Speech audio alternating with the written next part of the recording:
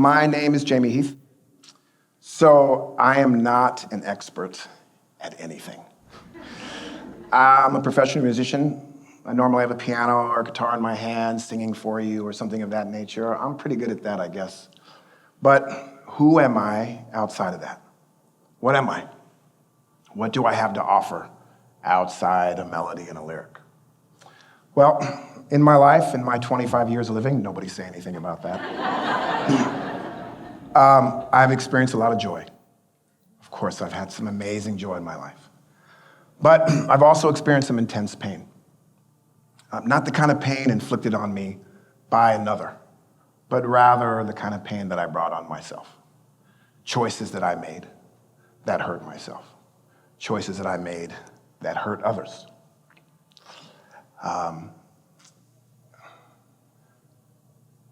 Most of my life, I've been a decent person. I've treated people kindly. I've traveled the world and done some acts of service. I've given money to those who may have needed it when I was able, allowed people to stay in my home. I've made some decent music, and people have applauded every now and again. I'm a good father, I hope. I'm a good friend. But all the while, I've struggled. Struggled to the point, as I said, that I hurt a lot of people. And this struggle, because it was unaddressed, gained momentum. It gained the kind of momentum that I found myself not being able to stop it. And I hurt a lot of people. I burned a lot of people. I'm not going to cry, but I might. And what do I do about that? How do I deal with that? And the truth is, I know that many of you here, I know probably not in the ways that I have, but many of you, if not all of you, have struggled at some point, have done some things that you're not so proud of. How do we deal with that? How do we deal with that as individuals? How do we do that as a community, as a worldwide community? How do we deal with these two people? Those people there. Luke Skywalker. All right, this is a man that's connected to the Force, right? He's connected to the goodness, always striving to perfect his higher nature. While the other, Darth Vader, good man, I'm sure, from the beginning, but connected to the dark side, right? Striving for selfish desires, for power, feeding that side. And what I learned is that both of them live inside me. And how do I deal with that? Who's going to take over? Depends on who I feed, I suppose. I seem to feed Luke Skywalker sometimes, but I certainly fed Darth Vader. So how do I deal with that? So I'm going to share with you some of my journey. And I'm not going to just talk surface stuff. So if you're light of heart, I'll give you a second to leave. I won't burden your heart. I won't share details that is overwhelming. But I want to be true and authentic. So I struggled with being honest. Most of my life, I always struggled with this. I struggled with being faithful to my family, ultimately to God. And I hurt a lot of people during this time. This struggle gained such momentum that it kept going and snowballing, that finally God said, enough. God had to step in. And he did. He was like, I'm going to deal with you. And the necessary things that needed to happen, happened. And as a result, I lost everything that meant anything. I lost my family. I lost my business. I lost my friends, a lot of my extended family. I lost my self-worth. I found myself at the bottom of a pit that I didn't know how to get out of. I was alone for the first time in my life. I lost everything. I had nowhere to turn. Well, except to God. But how do I do that? How do I turn to God? Okay, I know how to pray. I thought I knew how to pray, but that didn't seem like to be enough. For many of you, I'm sure it's enough to pray. For me, it was not. I needed something more. I needed something more tangible, something that I could actually turn to and look at and help guide me out of this. So I did pray, but I asked God specifically, will you help me find the secret? Help me find the secret to overcoming Darth Vader. What is this about? And why do I have Darth Vader? I found this. In man, there are two natures, his spiritual or higher nature and his material or lower nature. Darth Vader, Luke Skywalker. In one, he approaches God. In the other, he lives for the world alone. Signs of both these natures are to be found in men. Okay, what the heck? So God created me with both these natures, Luke and Darth, to have some civil war? Are you playing games with me?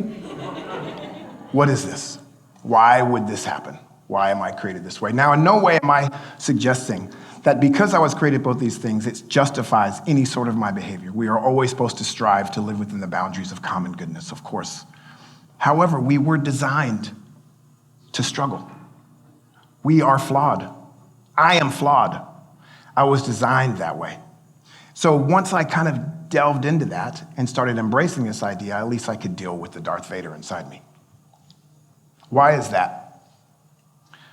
Baha'u'llah, who is the prophet founder of the Baha'i faith, says in one of his quotes that I found, "The Almighty hath tried and will continue to try his servants, so that light may be distinguished from darkness, truth from falsehood, right from wrong, guidance from error, happiness from misery, and roses from thorns." Okay, I kind of get this. So the dichotomy of good and evil, of Luke and Darth, is how I grow, right? It's how I'm able to address some of these issues and actually learn how to make choices. If I feed Darth Vader, Darth is going to come alive. But if I feed the goodness in me, he's saying to me these two things so that you can make a distinction between the two. I seem to be lost in that for a while. But this made sense. This was really helpful for me. So what did I do when I found this information? I decided to put on my army boots, go into the field of battle, be willing to take bullets, admit to myself that I was flawed, admit that I needed help, not just help for a moment, that I really needed help. It meant facing some of those that I had hurt and being authentic and real with them, bowing my head wherever possible. It meant turning to family, turning to some friends that would be willing to have an ear and share with me their thoughts and their concerns and what they saw in me. It meant truly, truly humbling myself. It meant absolutely committing myself to seeing a therapist. Because for the first time in my life, I saw someone and I was able to share things. I didn't have to worry about hiding all the other stuff. I could just say it all. And as I was speaking and saying these things, I was learning some more stuff about myself. It meant enrolling and involving myself in particular specific help groups that could deal and address with some of the stuff that I had needed to deal with. It meant being accountable. But this was a hard thing to do. How do we do this in a world? How could I do this in a world that's filled with this everywhere? Now, this is wonderful.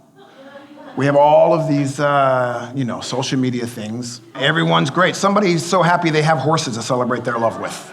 I mean, this is a real thing I found. And it's great. People live in their joy. But most of the time, we show only the joy. We show all the stuff. We cover up every pimple with some sort of something, right? We put masks on. I certainly did. And we don't want to show anything that's flawed. And I felt, while so many around me seemed to be so joyous and live in their Luke Skywalker, I could not show my Darth.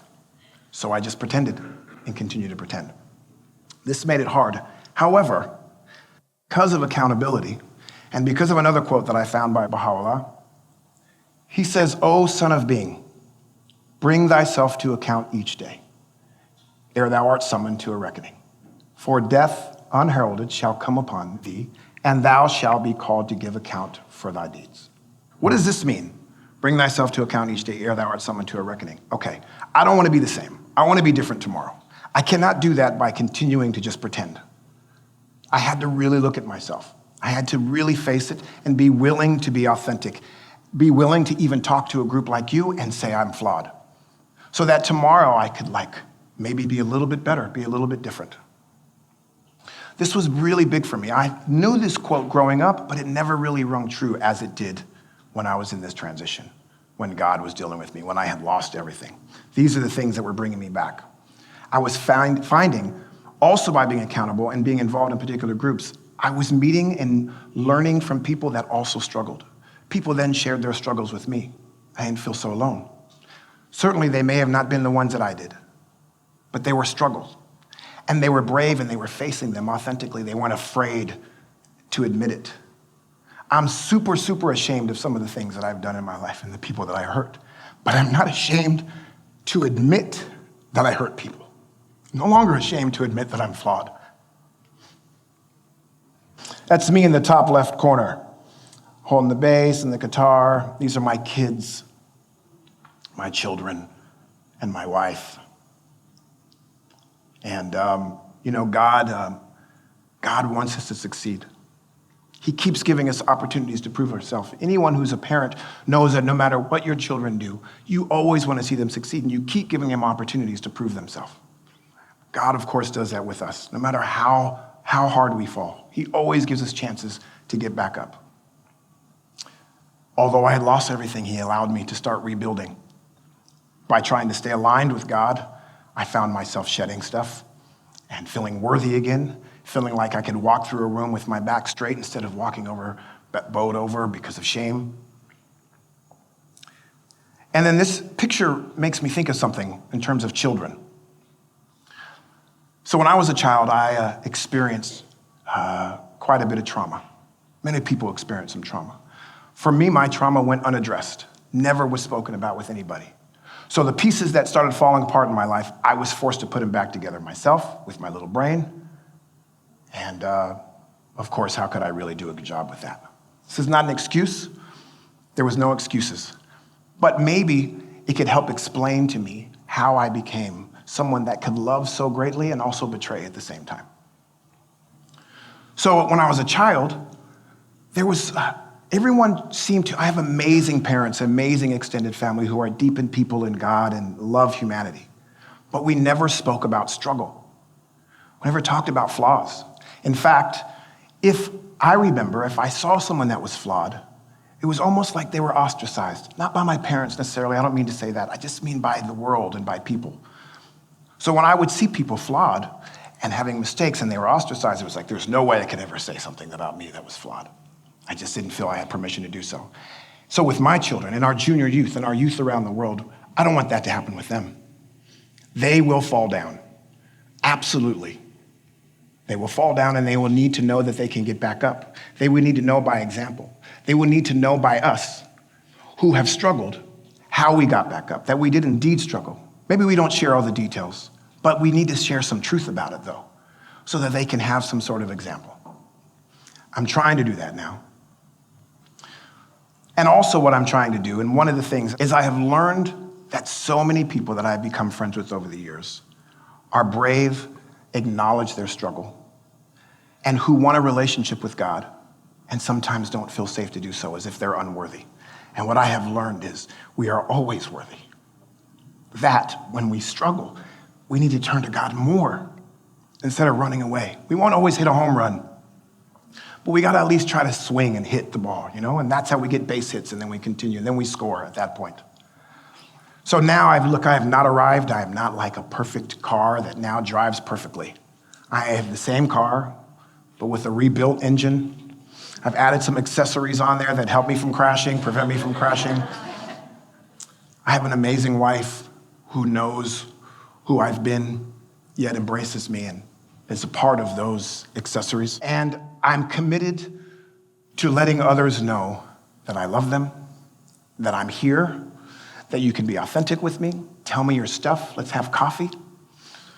I won't judge you, condemn you. And if there's anyone that's watching that's maybe not here, I encourage you deeply to share your truth, the real good stuff, with someone that you trust, and share this stuff so that we can work through it. I invite you to really develop, maybe come investigate the Baha'i faith, and come as you are. Come with all your flaws. So many of us have so much on our resume that we wish were not there. I have so much I wish I could take back. But that can't be a reason that we don't stay close to God and believe that we can get back up after we fall. Friends, I thank you so much.